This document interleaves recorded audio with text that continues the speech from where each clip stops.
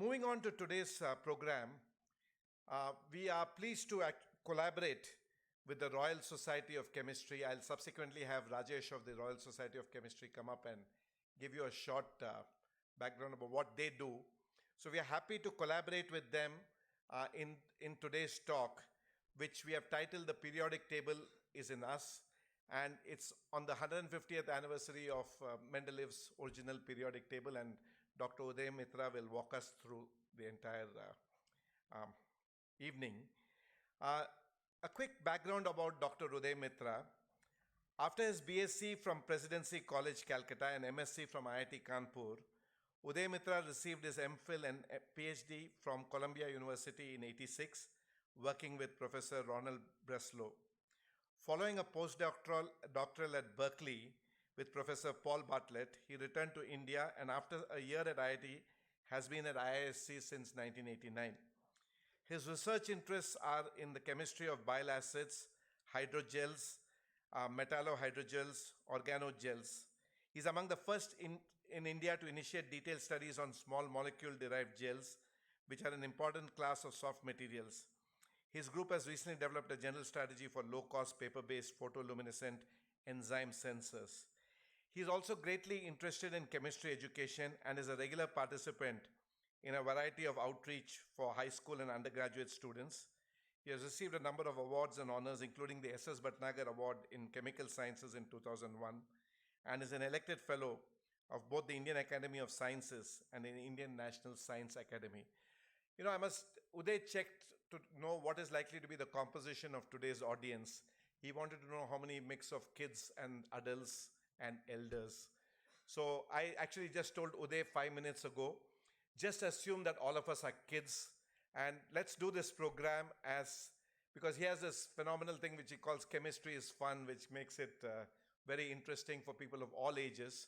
So if you see that Uday is treating all of us as kids, you can blame me. I said that let's peg it at the youngsters, and I think it'll help the older folks also enjoy the evening. So before I call Dr. Udai Maitra on stage, Rajesh, if you could come for a minute and give us a background about Royal Society of Chemistry. Thank you.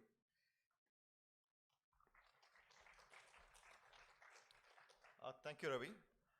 Thanks to Bangalore International Center for giving us an opportunity to work on this lecture.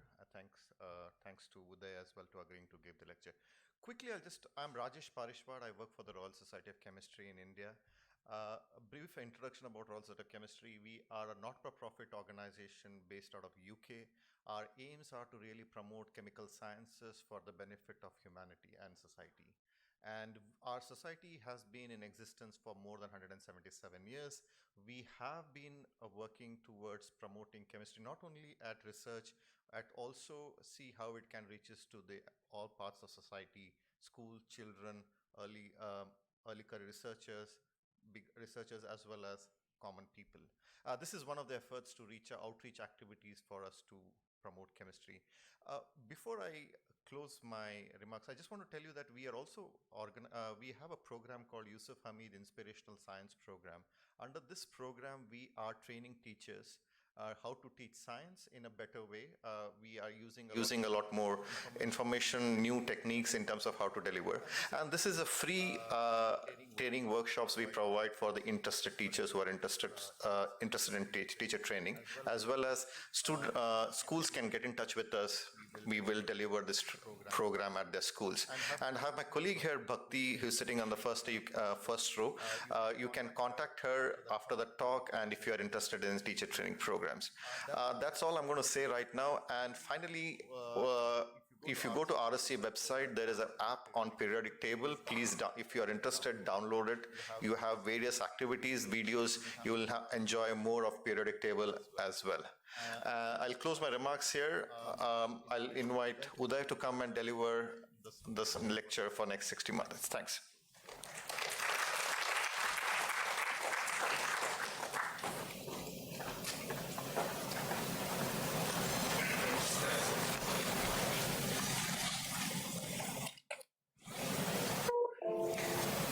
Let me start by starting my timer.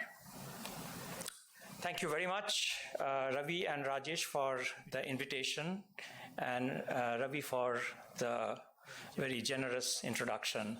I am indeed delighted to be here this evening and to share with you some excitements about chemistry and the periodic table. The title is Periodic Table is in Us, and you notice that I have underlined us because I will take a somewhat broader definition of us that will become clear as I move along. But you can clearly see perhaps that the periodic table tie is definitely on me, okay? And this is my way of paying respect to Mendeleev, because this tie came from Moscow State University, and Mendeleev, during his career, he passed through Moscow on the way to St. Petersburg. So I can show this tie to the younger people here. So as Ravi mentioned, that my talk will be a very general talk, non-technical talk about the periodic table and how it affects all of us. So let me first of all acknowledge a couple of individuals, Sayam Sengupta and G. Mukesh, my colleague in the Inorganic and Physical Chemistry department, because I have borrowed some slides from them with permission, okay? And I would also like to introduce my student, Deepankar. Can you stand up? He has Deepankar Bhomik, who is I believe, fourth-year student in my group, and he has helped me in carrying out some experiments, which I will show towards the end of my presentation. Let me start with this little cartoon on Mendeleev. It's written in Russian, and here's the English translation. This is Mendeleev trying to arrange the blocks, and translation is that his parents are saying, one day maybe we will understand why Dmitri always arranges his blocks the same way. Okay, so this is about Mendeleev's periodic table.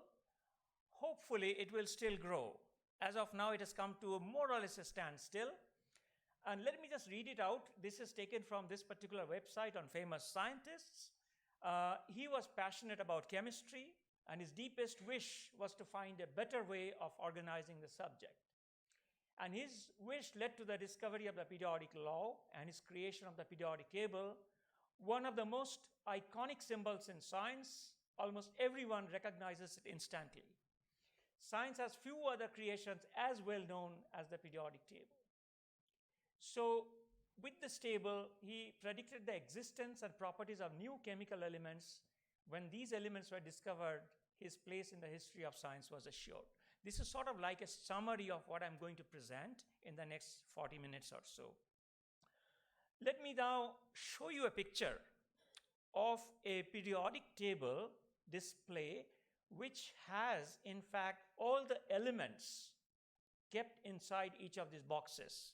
You can even see the neon sign glowing with its symbol. I would like the young and perhaps not so young people to guess, where is it located?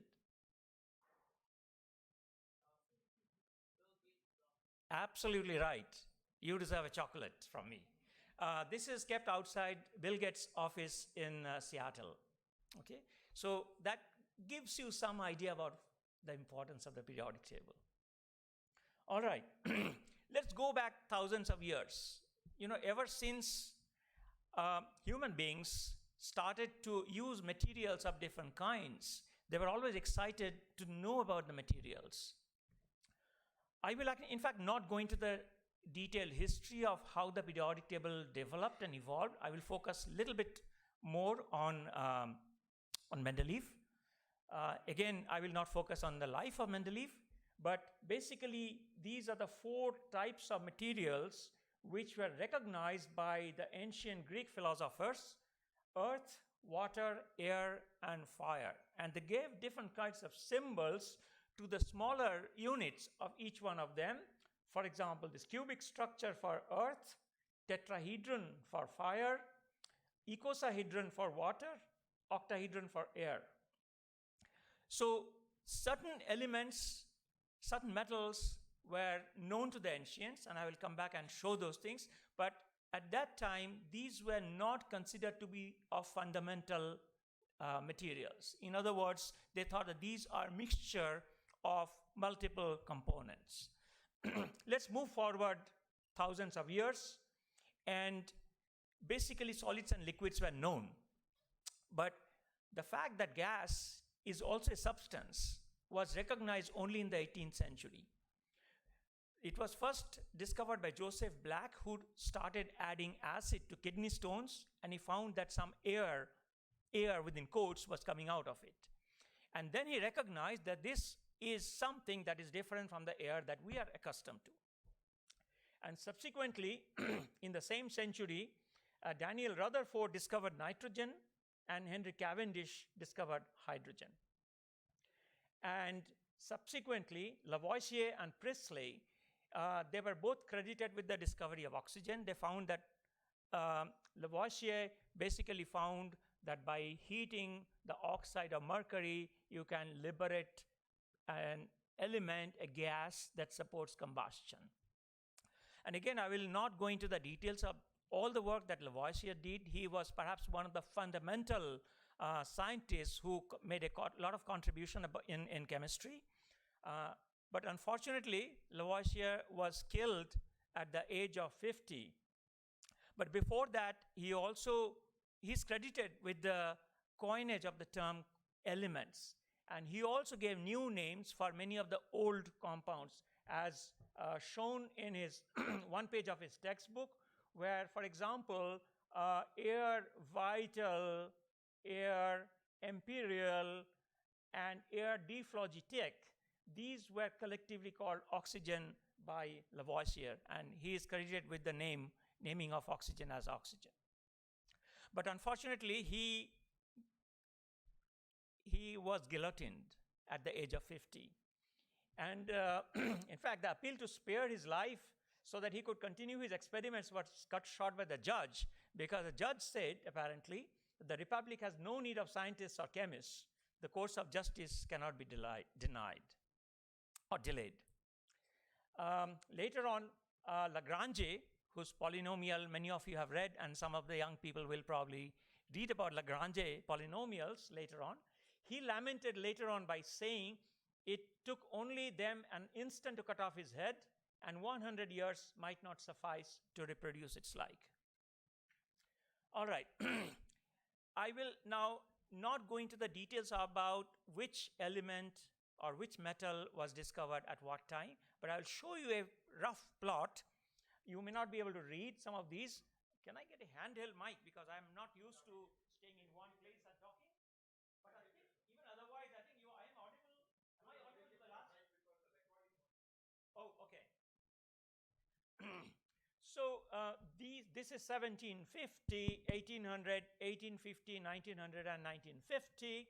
And what is plotted here is the number of known elements. It's the total number of known elements. And these are elements that were known.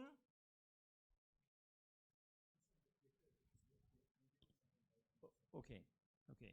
So these were the elements known about 6 to 8 by the ancients, but they were not recognized. Can you hear me? Yeah. But they were not recognized as elements. And 1750, there are certain metals which were discovered, like platinum, nickel, magnesium.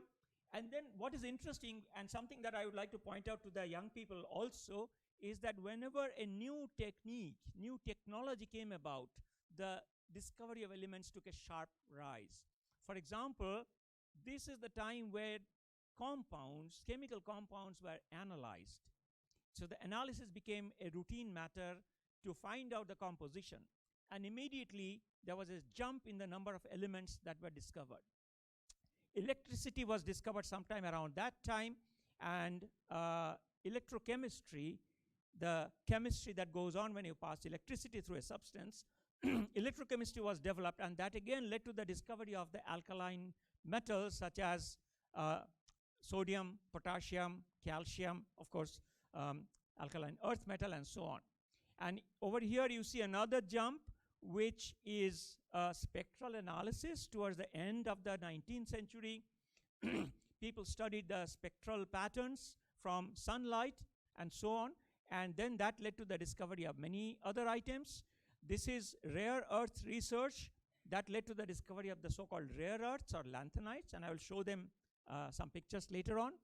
And this is the discovery of the noble gases. Incidentally, one of the co-discoverers of noble gases, Maurice Travers, was the first director of the Indian Institute of Science. So he was in Bangalore, in fact, for a number of years. He discovered this when he was working with Ramsay in UK. And this is again the discovery of radioactivity, and that led to the discovery of several elements. And finally, in the 1950s, with neutron bombardment and subsequently with heavy atom bombardments, the list has now gone up to 118. There are some efforts on to target 120 as well. All right. I talked about spectral analysis. This is just to show you, I don't know whether high schools still do these kind of experiments, but in a flame, there are certain metals that can be recognized by the color that they produce. Here you see a crimson color that comes from strontium, and this is our familiar salt, sodium ion. Okay, that gives a golden yellow color, about 590 nanometer radiation. I'll show you a few more pictures. This can be done with spirit lamp as well. Okay, this is probably copper, this is barium, this is potassium, very likely. I don't know exactly which one is which. Okay. But once many elements were discovered in the 19th century, and their atomic weights were also measured, but they were not measured very accurately. Many chemists and other scientists, they spotted some periodicity in their properties. The question is, somebody discovers some elements, somebody else discovers some other elements, but is there any pattern, or are they all different, like human beings? So one of the first attempts was made by this gentleman, Reiner, and what he found is that there were groups of 3 which shared certain properties. Again, I will try to be very non-technical in this, but these are elements which I think everybody knows about. For example, the oxides of calcium, strontium, and barium, they had similar properties. And then what he found is that, interestingly, the strontium oxides average weight was the mean of calcium and barium. So calcium, strontium, barium, they seem to form some sort of a triad. It was just left at that. But he also found that bromine and sodium, they also had similar properties shared with chlorine and iodine and bromine, for example, and sodium, lithium, potassium together. Again, these triads were called Reiner's triads, and this was probably one of the first attempts to organize the elements in terms of their repeating properties.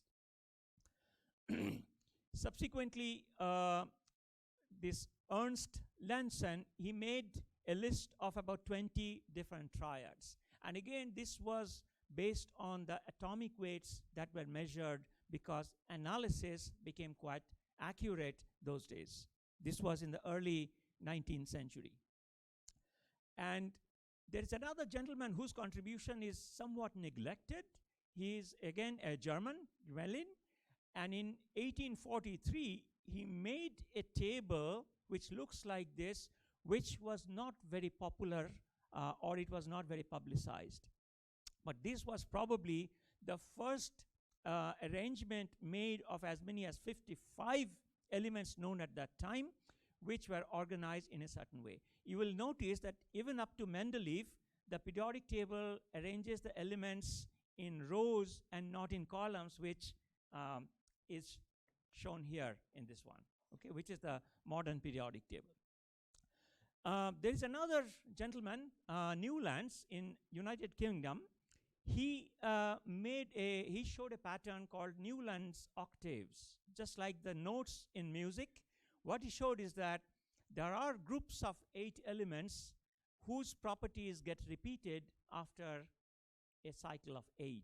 So lithium to fluorine, and then similar properties reappear in sodium all the way to chlorine. Again, Newland's contribution was not very significantly appreciated, perhaps because it was somewhat limited in its application.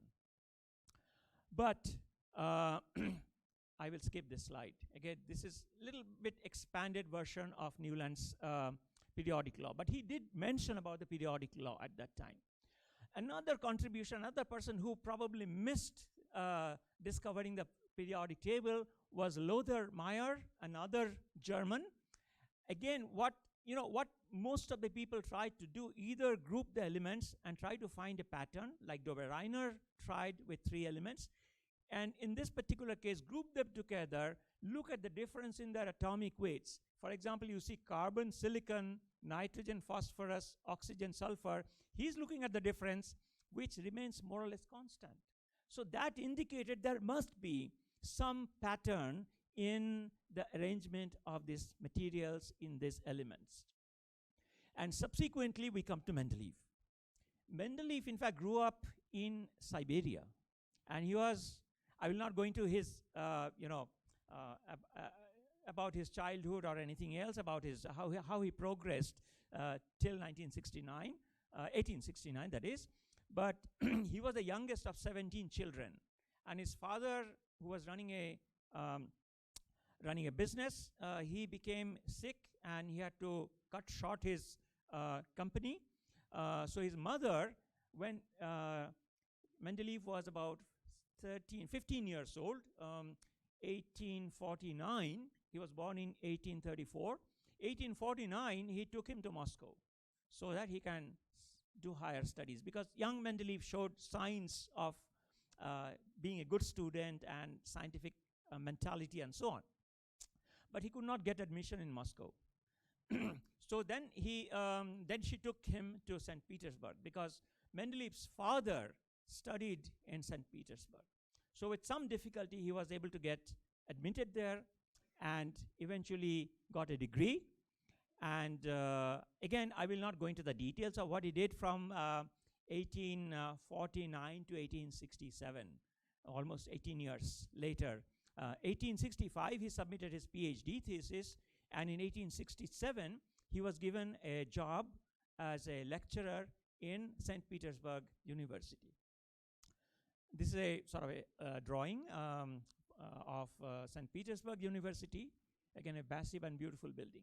And when Mendeleev was given the job in 1867, he realized that he was a teacher of inorganic chemistry.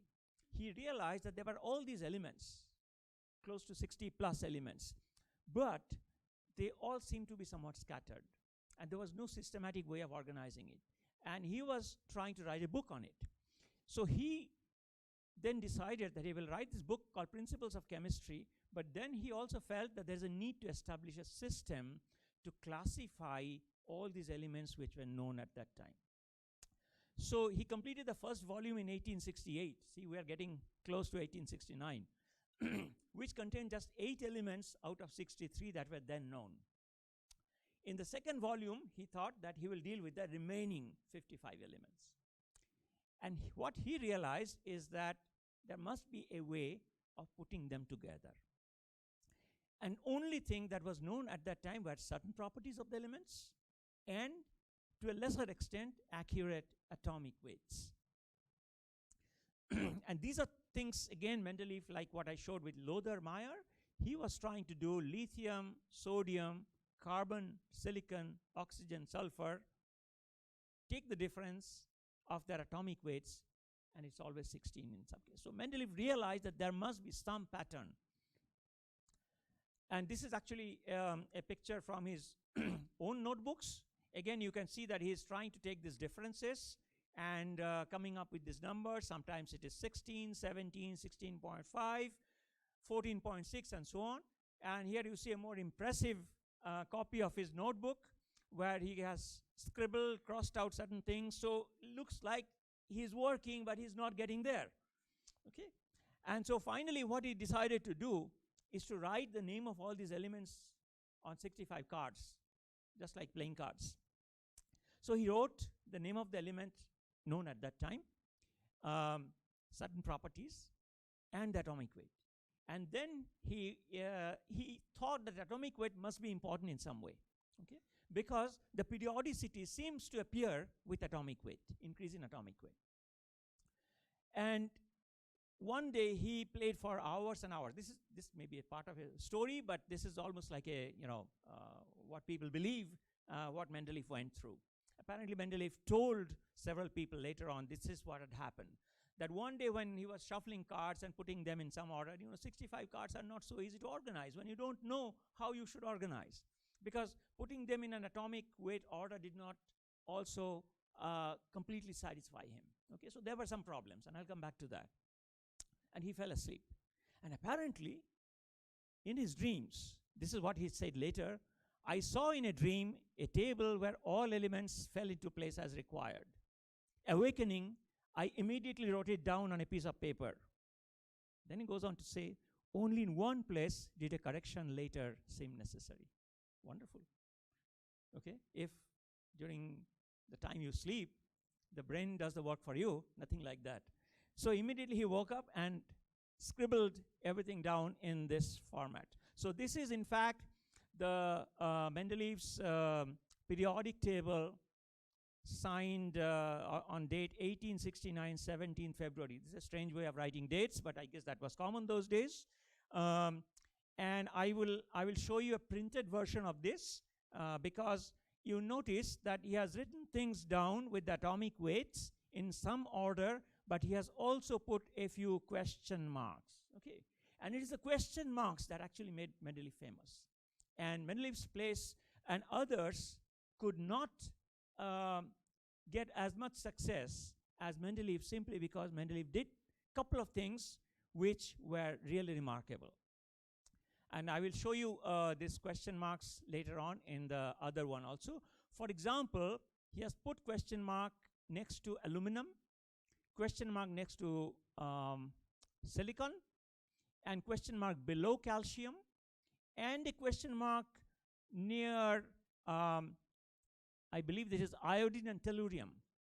Because what happens is that iodine has an atomic weight lower than that of tellurium. But tellurium should come before iodine because of its properties. Okay, and that's why he said something is wrong in the measurement of the atomic weight. He was convinced that the order in which he placed them is based on their properties, and that cannot be wrong. So therefore, the atomic weights must be wrong, must have been wrongly measured. Of course, at that time, it was not known, nothing was known about the atomic number or number of protons, but eventually it was found out that is the atomic number and not the atomic weight, which is the more fundamental property of an atom. This is his signature, in case any of the children would like to see how he signed his documents. This is basically the printed version of his periodic table. Once again, I would like to point out to you that next to aluminum, he has put a question mark. Next to silicon, he has put a question mark. Below calcium, he has a question mark. And he says that these are elements which are yet to be discovered. And this was something that was not recognized by any of the earlier people whose names I mentioned. He put question marks in several other places. He was not right in almost all the cases, but he was mostly right. And what is very important is that this material he called Eka aluminum, okay? And that was discovered as gallium. This material he called Eka silicon. That was discovered in 1886 as germanium. And this material, Eka calcium, was nothing but the element scandium. That was discovered in, 1879. Okay, not 1979. And what is also important is that we will see in the next slide is that he predicted the properties of these unknown elements. Okay, until that time, before Mendeleev, there was nothing like prediction in chemistry. Everything was very empirical. There was no way to predict properties, and let alone properties of an unknown element, which was not known. So he predicted various properties, including the density of gallium. And this is, I'll show you his next version of the periodic table in the next slide, 1871. This has got little more refined compared to the previous one. But as I said that, chemists were not accustomed to making predictions. And years later, from 1871, 1875, a French chemist found a new metal which actually melts in your hand. You know, mercury is a liquid at room temperature, but I suppose the young people also know that at least in warmer climate, in India in summer, gallium is also a liquid metal. Okay, melts at about 29 degrees. If somebody gives you a cold piece of gallium metal, you put it in your hand, it will melt. I advise you not to do it because it can be toxic, but can be shown.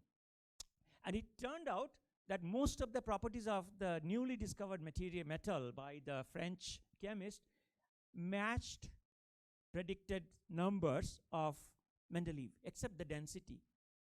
Density was 4.6. Mendeleev predicted about 5.7. 4.3, Mendeleev predicted 5.7. So this Frenchman wrote to Mendeleev. Mendeleev wrote him back, saying that you measured the density again. He did, and he found that his first measurement was wrong, and it matched exactly what Mendeleev had predicted. And this, and subsequently the discovery of germanium and scandium, shot Mendeleev to fame, and he became the father of the periodic table. So these are some of the main points for which Mendeleev and nobody else is recognized as the father of the periodic table, because he gave his table coherence by boldly revising the position of some known elements, iodine and tellurium being two of them, and by leaving gaps for others as yet undiscovered. Although some of his predictions were incorrect, he scored enough hits to establish his table as the basis for our understanding of the elements and to confirm his status as one of the founders of modern chemistry. Unfortunately, however, Mendeleev did not get the Nobel Prize. His name was proposed in 1906 by the Swedish Academy. He got a membership of the Swedish Academy in 1905. His name was proposed in 1906. But even though the chemistry committee recommended him, you know, there's politics that goes on everywhere, including in Nobel Awards. And Arrhenius, who was a famous Swedish chemist, he had some difference of opinion with Mendeleev earlier. And even though he was not a member of the committee or the council, he had enough clout in the Nobel Committee or decisions. And he said, nothing doing. Mendeleev will not be given the Nobel Prize. So they were in favor of Henri Moissan, who discovered fluorine gas. And next year also his name was proposed, 1907. And but then again, Arrhenius said, oh, the periodic table was discovered long back. It has no relevance today. But here we are, 150 years after the discovery of the periodic table, and we feel that it's one of the most important discoveries in chemistry, and it's still relevant today. Because all of us can look at the pattern in which the elements are organized here. All right, I will now show you a few slides, again, largely for the younger people. These are all available on the internet, but this is periodic table arranged in certain different ways. This is by the Discovery Nation, okay? And you can recognize the flags. For example, UK 24, USA 21, Sweden 20, Germany 19, France 17, Russia, USSR 9, and of course other countries had smaller number, and then there are some which were known to the ancients, okay, some of these materials, including gold and copper and lead. Everywhere I have tried to put the website from which I have taken it so that there is no copyright issues involved here. This is a periodic table discovery dates. Again, this is similar to the previous one, but it indicates what was earliest known. This is 16th, 17th and 18th century, and so on and so forth. Again, this is only for information. If any of you need to have a copy of my presentation, I'll be happy to share so that you can get all these links as well. This shows the abundance of the elements in Earth's crust. This is highest, this is lowest. This is not very meaningful, okay? Because this has got all these colors which look very dull. This afternoon when I was looking at it, I said, no, I'm not going to show this one because there will be a lot of young people. And for everybody, this looks pretty dull.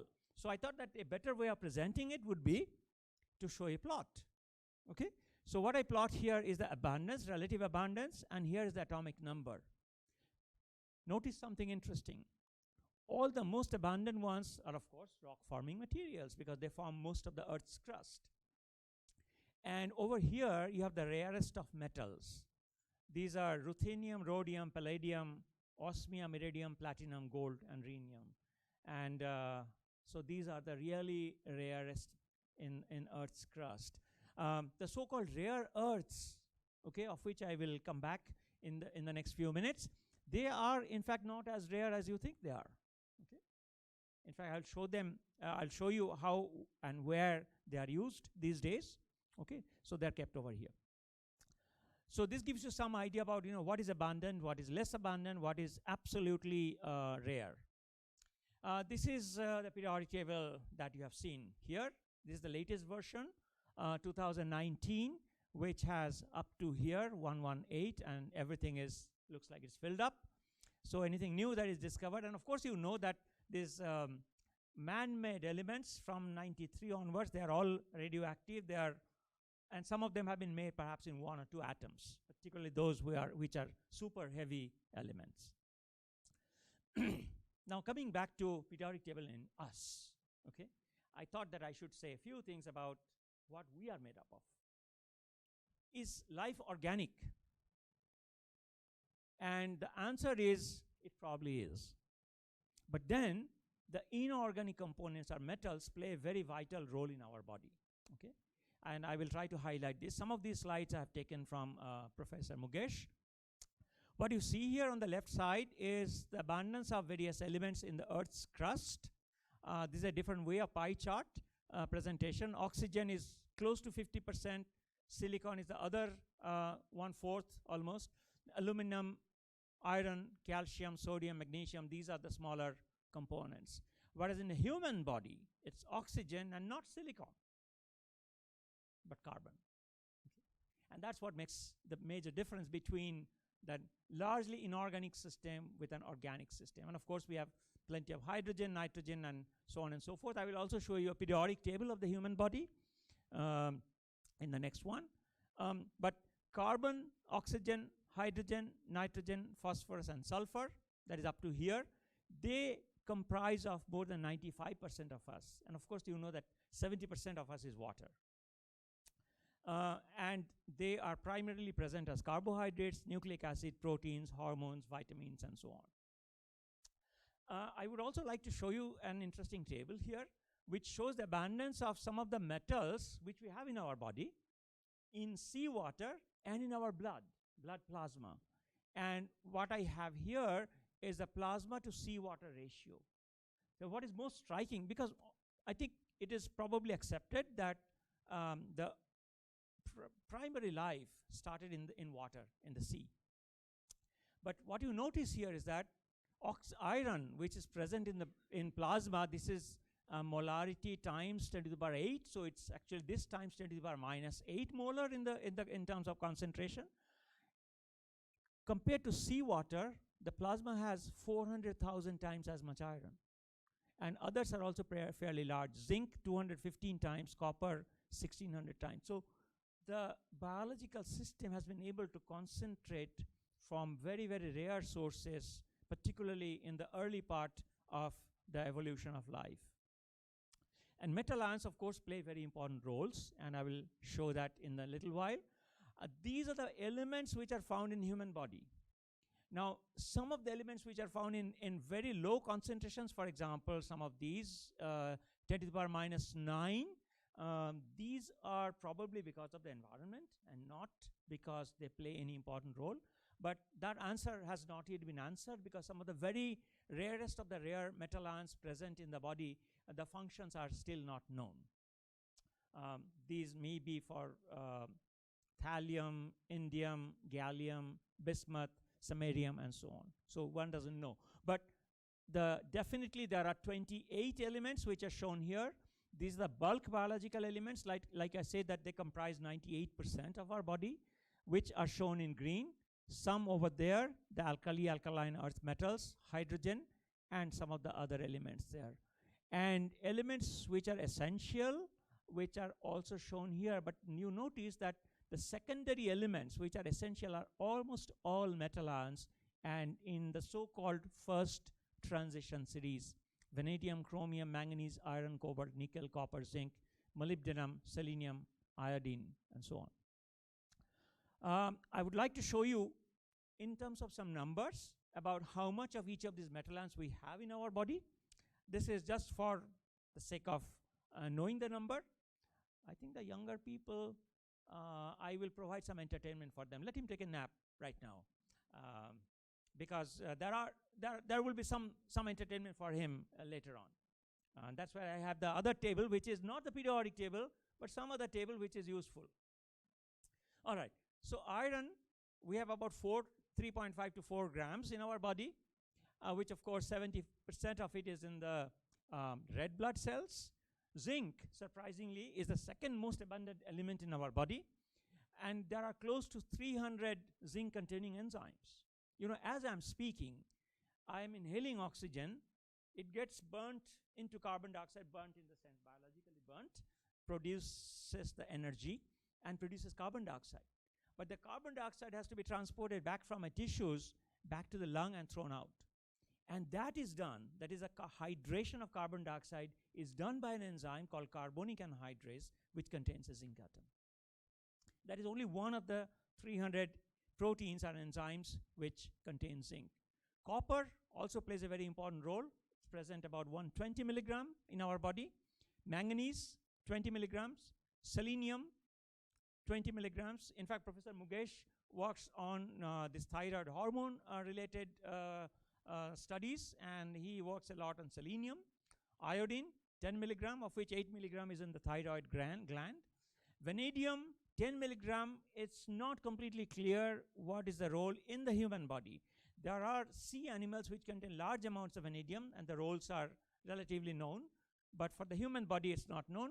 Cobalt, we have only 1 milligram, but 85% of it is in vitamin B12, which is typically found in animal products and not in vegetable food.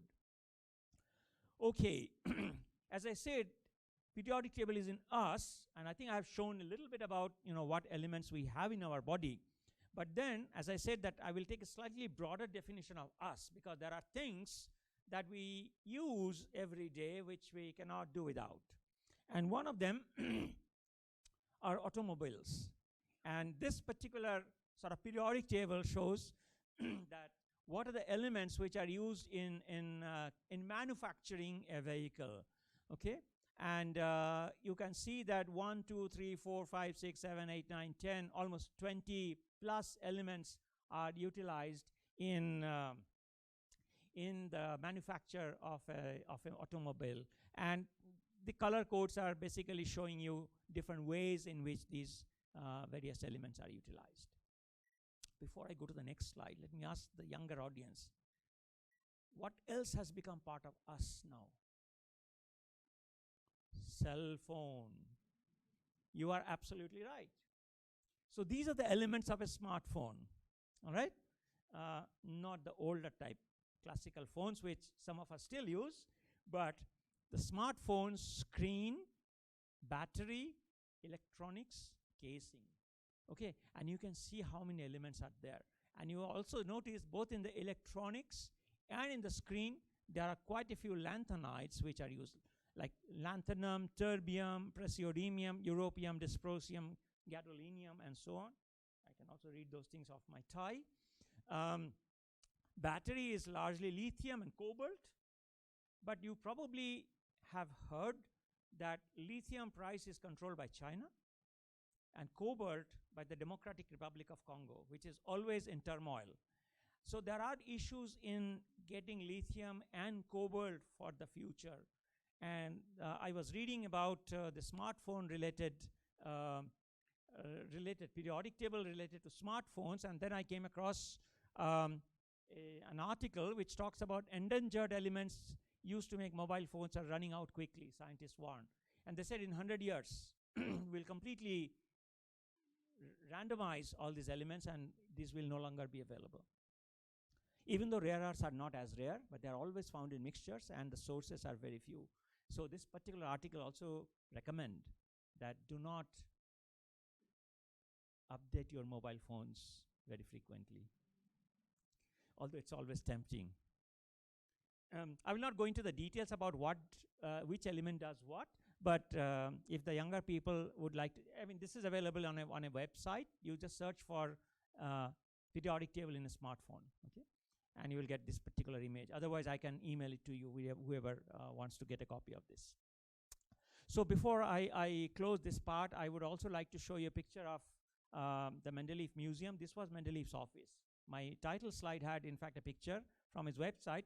This picture was taken by one of my former teachers in IIT Kanpur, who visited the Mendeleev Museum in 2016.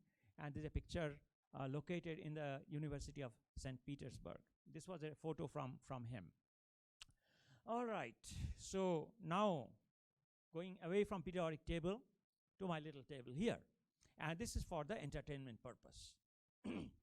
Okay, so one of the things I would like to highlight for the younger people, because you know, many of you who are before class 11th standard, you will start learning chemistry only at the 11th grade as a separate subject. And you will find it's very, very boring, at least judging by the CBSE syllabus, which I have extensively looked at. It's very boring, and you have to read 400 pages in 11th grade, 400 additional pages in 12th grade. And guess what? The last chapter is, last chapter is chemistry in everyday life. And that's class 12 when the exams are just around the corner and the teacher may not have time. I believe chemistry in everyday life should be the first chapter in class 11. But who is going to listen? All right. Be that as it may, I would like to point out to you that chemistry is, in fact, everywhere. You know, these days you also hear, particularly when you want to buy certain things, chemical-free food or chemical-free oil. I was listening to a radio program talking about it. So my contention is that the only chemical-free item that you can have is vacuum, very high vacuum. That's the only place which is chemical-free. All right. So I would like to point out to the younger people, have you seen this picture? You know, people of your age, that is 10 to 20, I would say, they get excited by all these planetary missions. Okay? And I'm sure that most of you have driven these remote control cars. This is also a remote control vehicle, but costs $400 million. It takes a lot of physics, a lot of engineering to keep it on the surface of Mars. But guess what it is doing here? It's actually positioning a spectrometer against this rock named Yogi and doing a chemical analysis. So one of the most important missions for all planetary missions, including our Chandrayaan-2, would be to carry out chemistry on other planets, because that's the only way we can find out about the periodic table on Mars, on the moon, and try to see whether the environment either had life before or is suitable to create life in the future. So chemistry plays a very important role. So let me now show you, in a plot, that this was the result of this analysis. Again, many of these elements which we have seen in the periodic table were discovered by the spectrometer. And much later, in 2005, this is the surface of Titan, a moon of Saturn, which was part of the Cassini mission, in which a small probe was sent on the Titan surface. But guess what? At the center of this probe is a chemical instrument called GCMS, which essentially analyzed the air or the atmosphere as it descended and eventually crashed on Titan. So what I'm trying to present, to highlight to the younger people, is that one of the most important jobs of these rockets or spacecrafts, which are sent to other planets, moons, comets, is to do chemical analysis. So chemistry should not be ignored. Okay? We take chemistry for granted. All right. This is another website about isotopes, about periodic table. This is the sort of an official website of the IUPAC, International Union of Pure and Applied Chemistry. And this particular website not only gives you the entire details about the periodic table and its properties, but also how isotopes are used for various applications. Okay, I will just flash one particular slide to indicate, for example, how is synthetic testosterone detected in professional athletes? How do you know that honey is not diluted with sugar syrup. How do you find the presence of honey, presence of sugar syrup in honey, in adulterated honey? Okay, these can all be determined through the use of various kinds of isotopic measurements. Okay, again, I will not go into the details of this. That's not very relevant today. But what I do want to do, since we are talking about periodic table, we are talking about isotopes, the discovery of hydrogen. Was it Priestley or Cavendish? Cavendish, right? So deuterium, as all of you know, is a heavier isotope of hydrogen, right? And D2O is called heavy water. Okay, for the younger people. Suppose I give you a small amount of heavy water. Oh, by the way, if somebody offers you a glass of heavy water to drink, okay, say thank you, but no thank you, because heavy water can kill you. What I have shown here is a plant grown in H2O, 100%, and increasing amounts of D2O, you see that the growth becomes severely retarded. If you feed 20 ml of D2O to a mouse, it will die. Because after all, our body, our entire biological system has evolved over hundreds of millions of years to use H2O and not D2O. Because of certain things which I do not want to get into, D2O reduces the metabolism, and eventually this is the result for plants. For mammals, they will die. But I have a question. If I give you a small amount of 1 spoon of D2O, how do you test? How do you know? How do you show to an audience like this that it is heavier than H2O?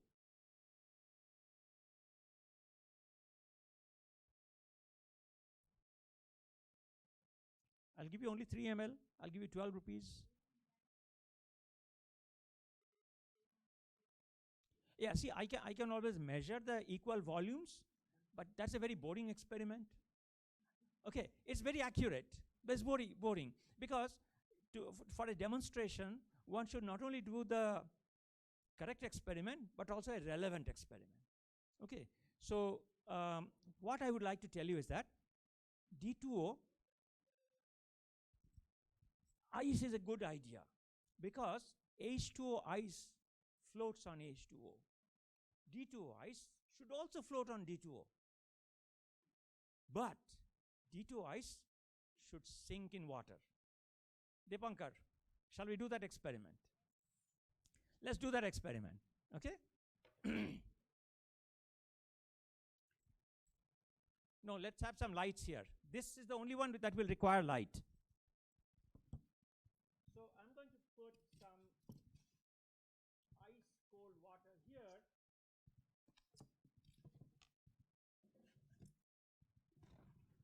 My experiment should be done quickly. I'm using ice cold water because D2O melts at 3.8 degrees, whereas H2O ice melts at 0 degrees. All right. So I'm going to use some, oops. Did we get some tissue paper? I'm going to use some ice cold water.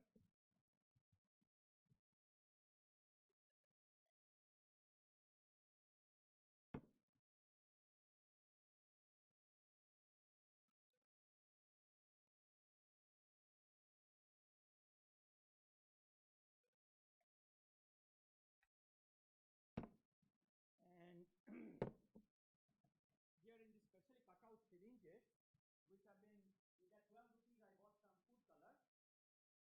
Okay, this is used for making palak dishes more green, and this is often used, this orange color is used for biryani.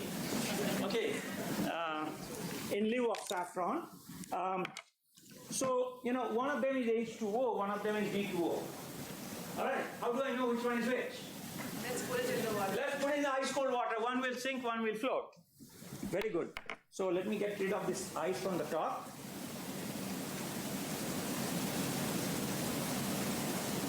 So Dipankar, can you hold it here? Hold it at the bottom so that everybody can see from the top. And let me just thaw it a little bit.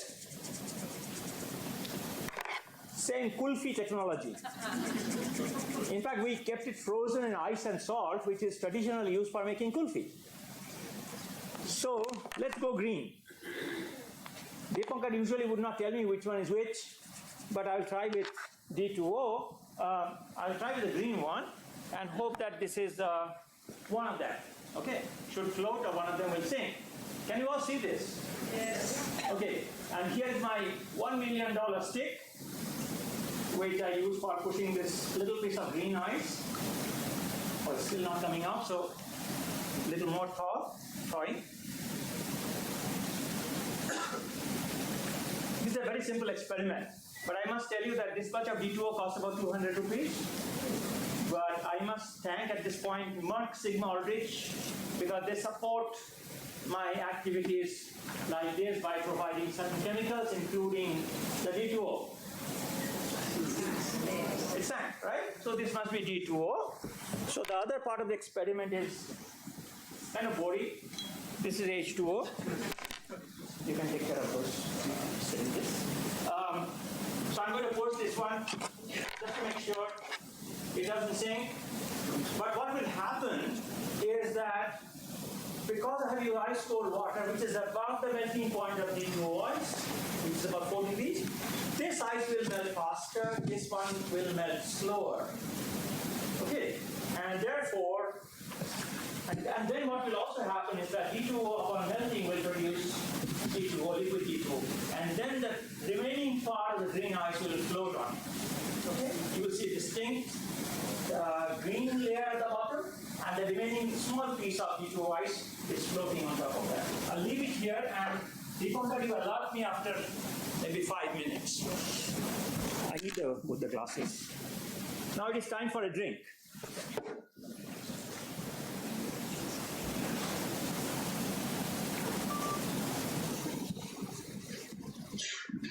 All right? Now I realize that I'm sure that the not so young people here would recognize what drink I'm talking about. On a hot summer day, there is nothing like that. But then since many of you here are below 21, let us get only one part of it, and let us get, let's get this one out, okay? And use only tonic water. And let me ask a general question. Do you know why is it called tonic water? Yeah, because it has got quinine, and there's an interesting history about quinine. Okay, so I am going to use a little bit of quinine tonic water here.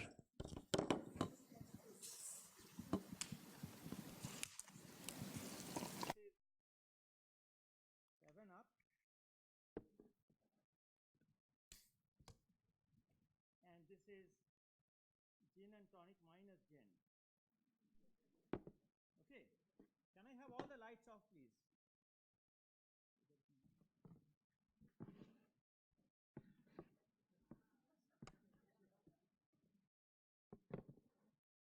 switch off this light as well. This light also off. Okay, now I don't know which one is which. Can we have all the lights off? I don't know which one is which. But you know, you said quinine correctly.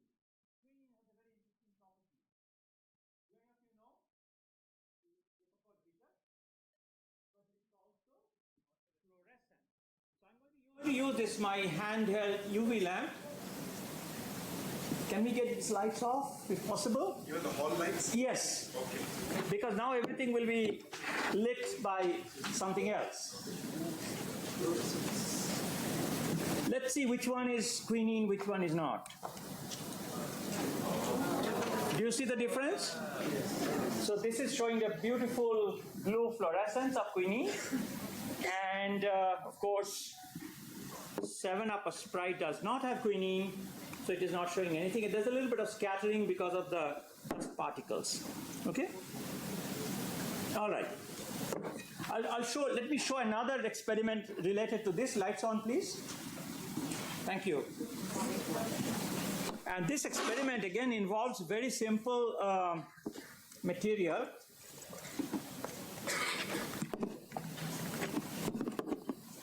And I'll do it quickly. I should finish in 5 to 6 minutes. Is that okay? Yes. I can stop, but then I think you will not see one of the most interesting experiments. Okay, another very common fluorescent molecule in fact, is present in this pink highlighter. Okay. This is a class of dyes called rhodamine group of dyes. Okay.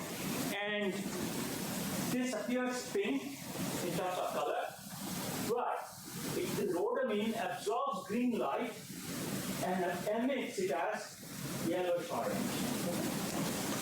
So let me put some rhodamine dye here. You can see it is turning pink. I'm sorry, I need to have all the lights turned off again. And thank you. I hope I can find my lasers. Yeah, no problem. And then, as I say, that it absorbs green light and emits yellow. But I'm going to do another experiment with the red laser, which is, you can see here, this is a red laser. I pass it through the rhodamine. You will only see some scattering of light. Okay, it is not changing the color, right? You see the light beam because the rhodamine, the ink particles, the pink ink particles are there which are scattering the light.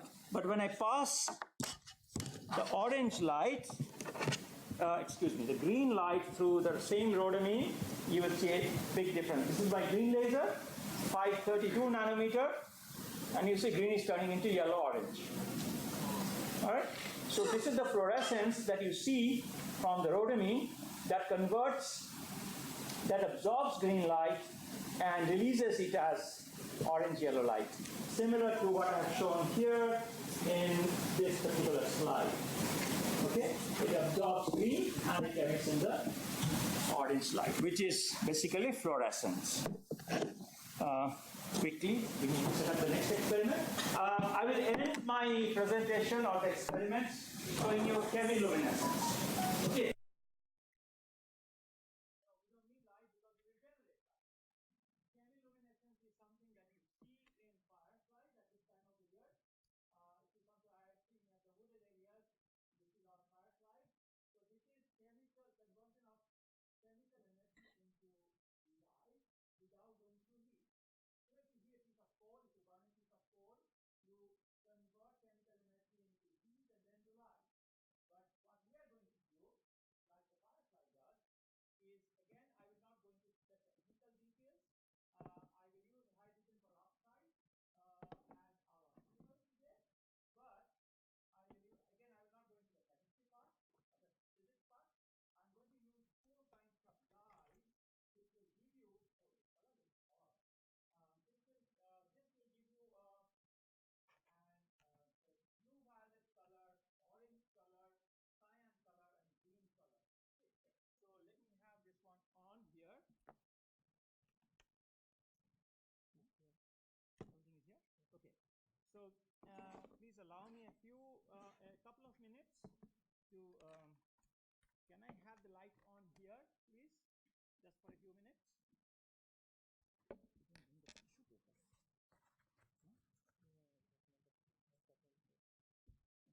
Yeah, thank you. So I'm going to put these dyes, which are also provided by Merck Sigma Aldrich. A little bit of acknowledgement to them because some of the dyes are very expensive. Like the last one I'm going to use is quite expensive. But this is a relatively safe experiment. I say relatively safe because even water can be toxic. Right? So nothing in the world is chemical free and no chemical is harmless. That is something that we should recognize. And then the last one that I'm going to use, this ditetracine, it's actually more expensive than gold. So I'm going to blow up about 1,000 rupees worth of tetracine here. It's all for the sake of science. Okay, and I'm going to use dichloromethane, a liquid halogenated solvent for the experiment, but don't worry, we will take back all the waste and dispose them off properly. Okay, so this then my 60 minutes are over. So I'm borrowing a few minutes from the discussion. I hope it's okay. I'll finish very quickly. So I add the oxalyl chloride here first. Lights off, please. Total darkness, because we will generate light. All lights off, please.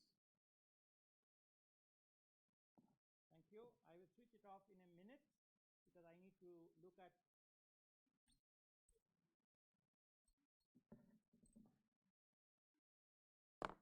So, as I said, on your left you see the light blue-violet color. On my left is the orange color from this. But then these two are complementary colors. Okay, you must do close to the end.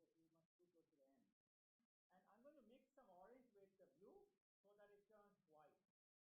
And then it will turn blue again. This is white. This is white. White. Turning blue because the orange light has a shorter lifetime. So when I mix orange with blue, even though they are complementary, initially the color is white and the blue orange color goes away and then it becomes blue again.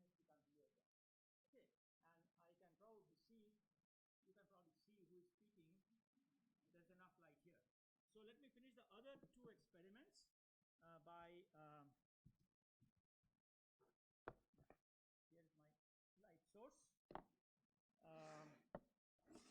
One here. No, it's okay. I think I'm okay.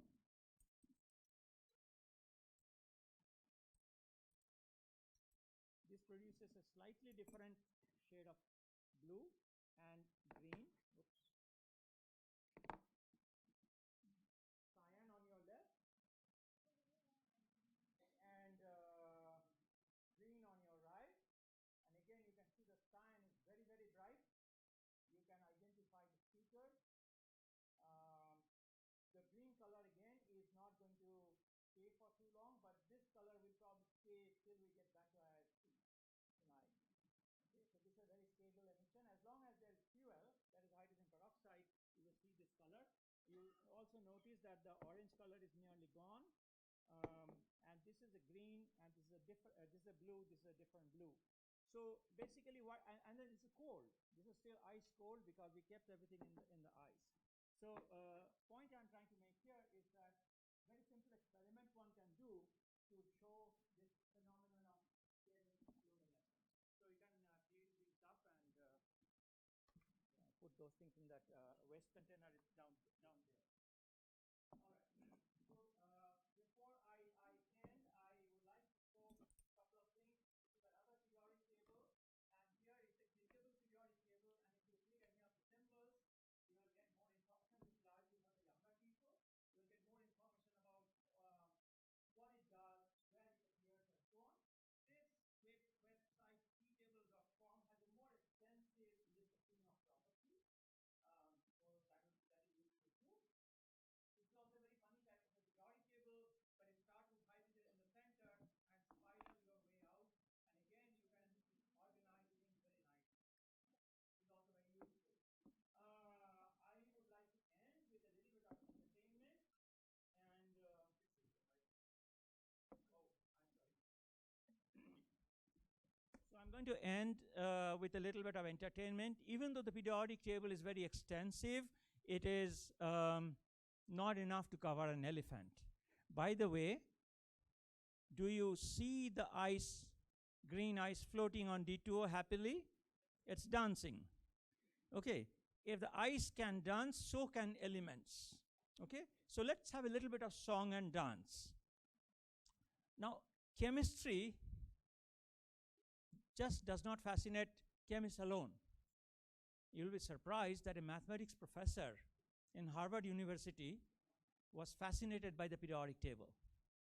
And in the 1950s, he wrote what popularly became known as a periodic table song. So let me, on the 150th year of Mendeleev's periodic table, end my presentation by playing this periodic table song. As of 1955, the elements were known at that time, and it was composed by Tom Lehrer, and subsequently somebody has put some animation on it, and now you will hopefully enjoy this music.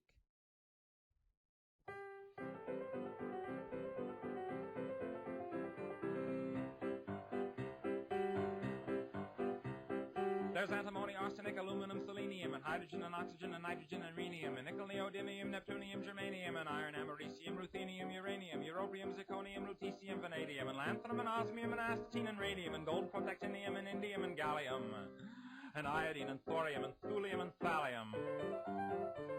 There's yttrium, ytterbium, actinium, rubidium, and boron, gadolinium, niobium, iridium, and strontium, and silicon, and silver, and samarium, and bismuth, bromine, lithium, beryllium, and barium.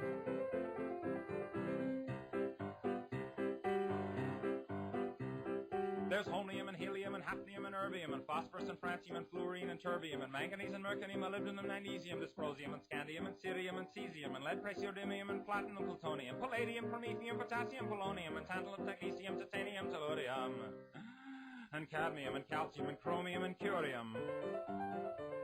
There's sulfur, californium, and fermium, berkelium, and also mendeleevium, einsteinium, nobelium, and argon, krypton, neon, radon, xenon, zinc, and rhodium, and chlorine, carbon, cobalt, copper, tungsten, tin, and sodium.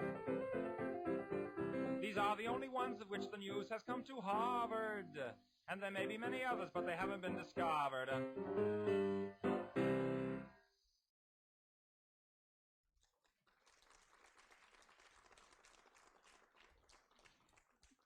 Thank you very much. But whatever I presented today, including the song, they are all available on the internet.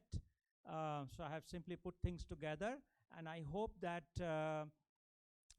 with a slightly different approach, learning chemistry can be made a little bit fun. One should do experiments. I know that in most schools, very rarely experiments are done or shown, and the experiments which are done are also very classical and perhaps somewhat irrelevant to what they eventually do.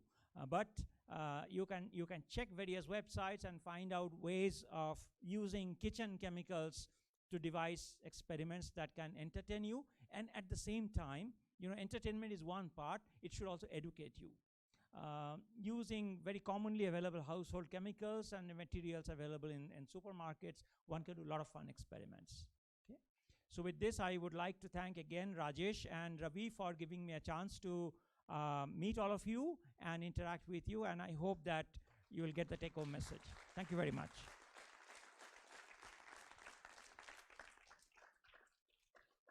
I'm sorry, Ravi, I have taken some extra time, about 8 minutes, but I'll be happy to answer questions in the remaining time, at least for which I know the answers.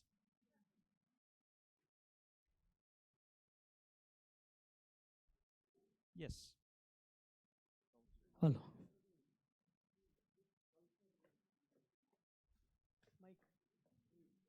Yes. Yeah.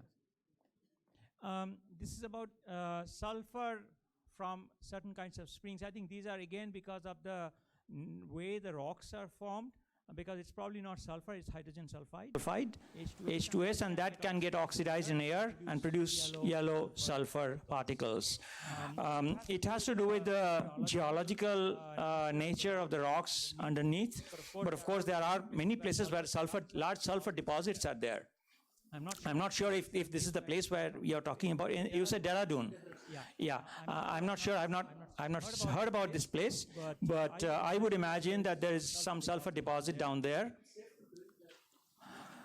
Well, without analyzing, I wouldn't comment on it, because there are approved concentrations for sulfur in water. I would not know offhand, if it is above or below that level, but one has to be careful about that. Yeah. Why do so many elements end with EM? With UM? EM, IUM. Oh, good question. Never thought about it. Oh, that's good. Thank you. I'll try to find an answer to this. Does anybody know? No, it's all over the table. Oh, yeah, most of them ends with Could be. Could be Latin ending, yeah. But what about it? There has to be some basic sense in it. Yes, absolutely. You just can't Latin as a basis. Perhaps, it's one of those things where somebody starts something and then the trend continues. I'm not sure where it was started like this. Sodium was dates back to 18 something.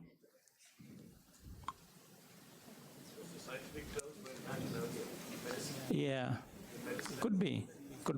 I haven't paid attention, but I'll go back and try to find this out. Dr. Venkaman Bhatt, I wanted to know what happens when we go into outer space and find a lot of, say, for example, elements in gold and other things on planets, asteroids. What's going to be what are the chances? What are the ramifications?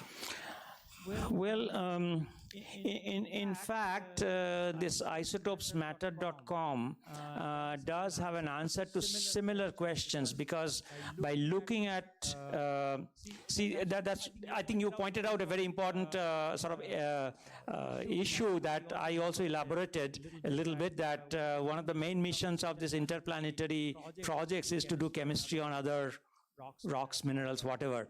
But I think if we find composition similar or different, it might indicate something about the origin, or whether the solar system and the other rock in question had any similar origins. For example, the isotopic compositions can be slightly different for certain isotopes. For example, you mentioned about gold. If we find that the gold in an asteroid or any other element has a composition, isotopic composition, different from what we find on Earth, it might indicate a different sort of parentage. This is the closest one that I can think of that would tell us about the origin of a rock that might come from a different system.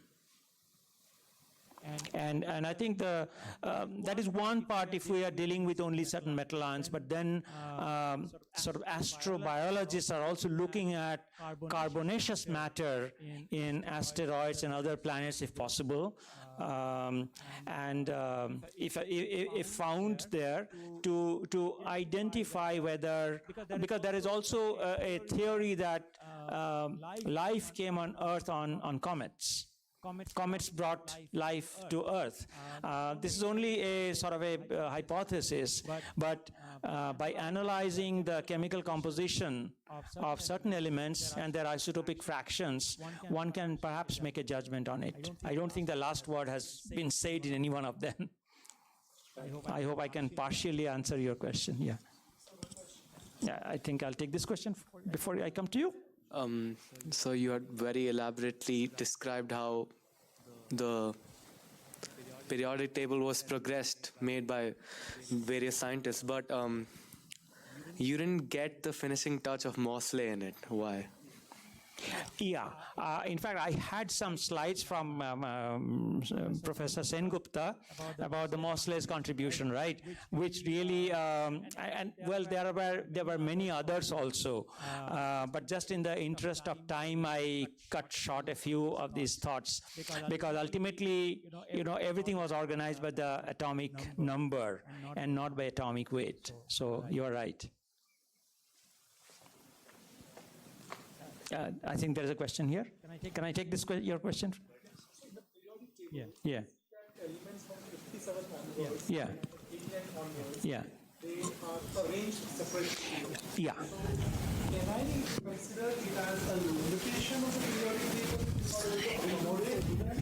How do we Okay, you are talking about these two rows. Okay, this is because of the way in which electrons are filled in the atoms, and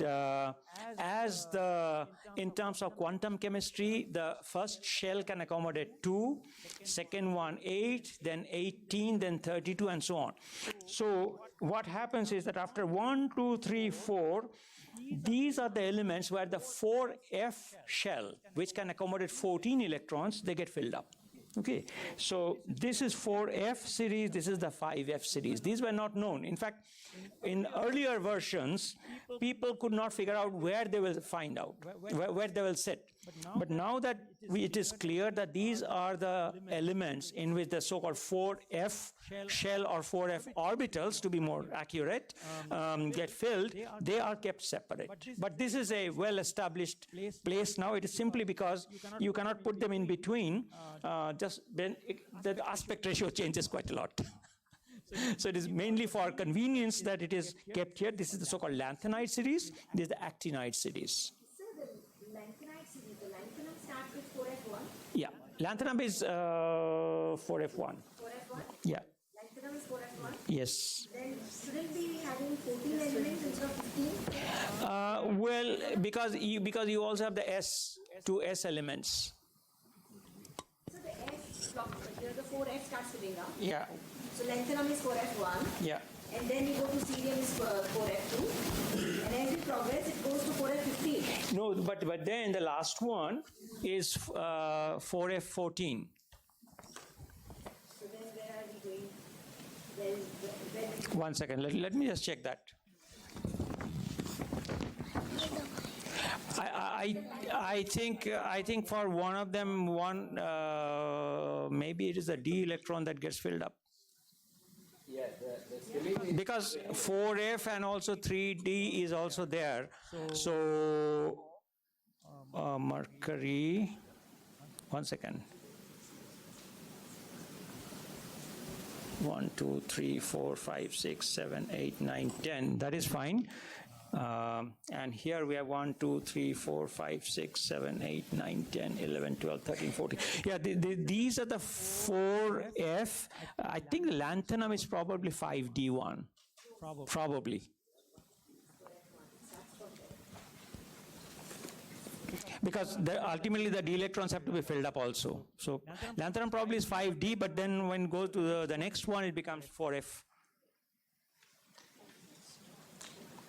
I studied these things long back. Yeah.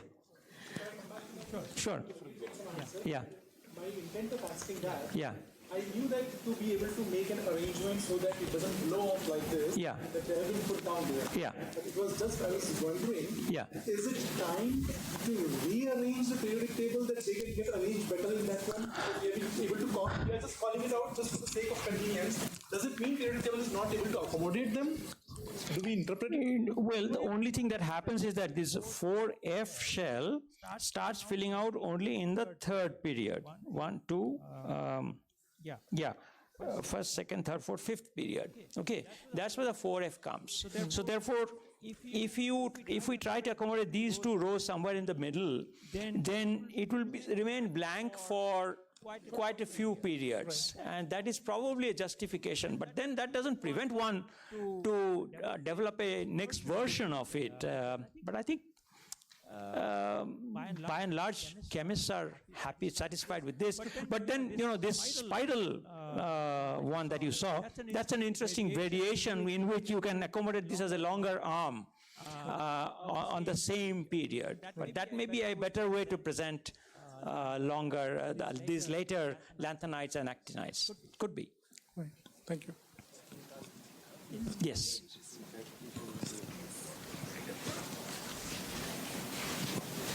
Good evening, sir. Your presentation was awesome. I mean, I really enjoyed it. Thank you. I am a chemistry teacher myself, and I teach grade 11th and 12th along with other classes.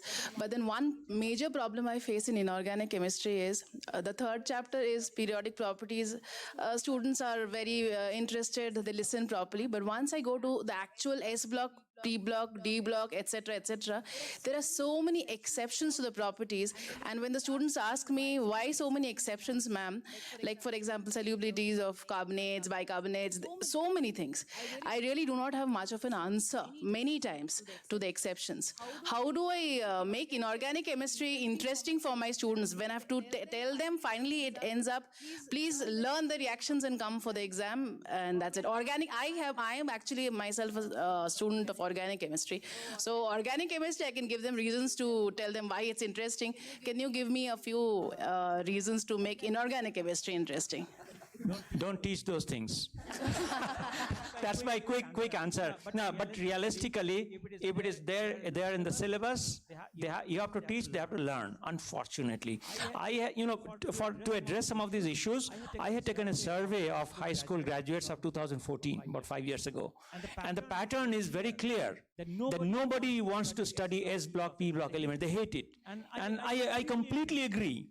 There is no reason, like for example, this year, about 1.5 million students took the IIT test, okay?